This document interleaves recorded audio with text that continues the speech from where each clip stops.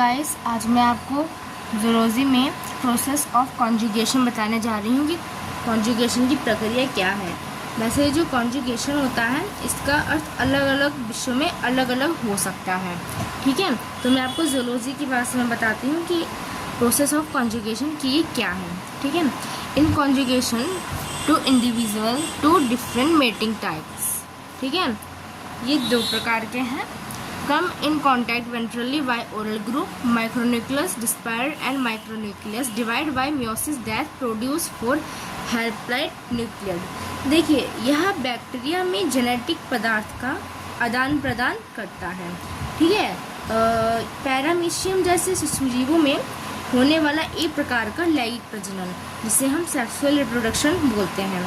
ठीक है, उनके जीवन चक्र में न्यूक्लियस के पूर्ण निर्माण और आनुवंशिक विविधता को सुनिश्चित करता है। ठीक है, यही प्रक्रिया जो होती है हमारी कॉन्जुगेशन कहलाती है।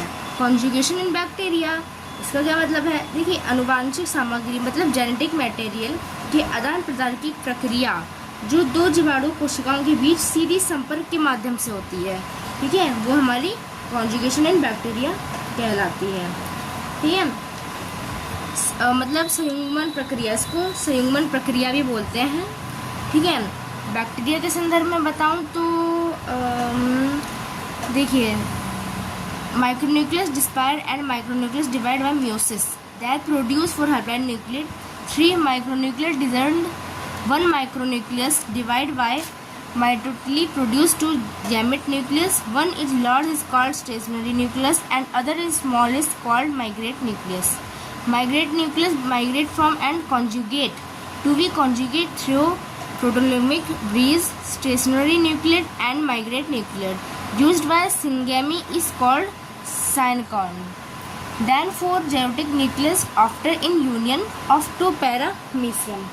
मतलब संयुग्मन एक ऐसी प्रक्रिया है जिसमें एक बैक्टीरिया से दूसरे बैक्टीरिया में आनुवंशिक जानकारी का हस्तांतरण होता है। इस प्रक्रिया में पाइल्स वैसे एक पतली लंबी संरचना होती है। ठीक है, उसके माध्यम से बैक्टीरिया एक दूसरे के संपर्क में आते हैं और आनुवंशिक सामग्री का आदान प्रदान करते हैं, जिसे हम प्रोसेस ऑफ कॉन्जुगेशन कहते हैं। ठीक है।